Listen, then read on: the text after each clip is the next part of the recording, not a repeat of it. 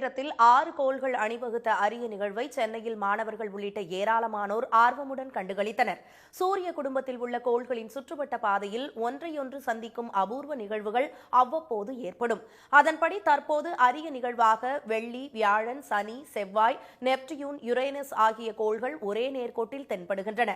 நாடு முழுவதும் உள்ள அறிவியல் அமைப்புகள் சார்பில் இதனை காண நேற்று முதல் 25ஆம் தேதி வரை ஏற்பாடுகள் செய்யப்பட்டுள்ளன.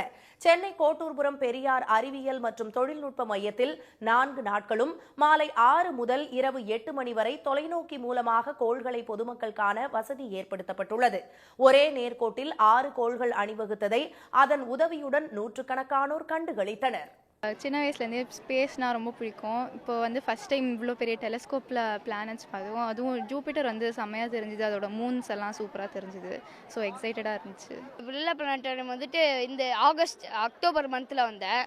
அப்போ அந்த ஷோ போடுவாங்க, அது பார்த்தேன். இங்கே இப்போ தான் இந்த டெலஸ்கோப் எடுத்துட்டு ஃபஸ்ட் டைம் வரேன். நான் இது வரைக்கும் ஜூபிட்டர், சாட்டர்ன், வீனஸ், மார்ஸ்,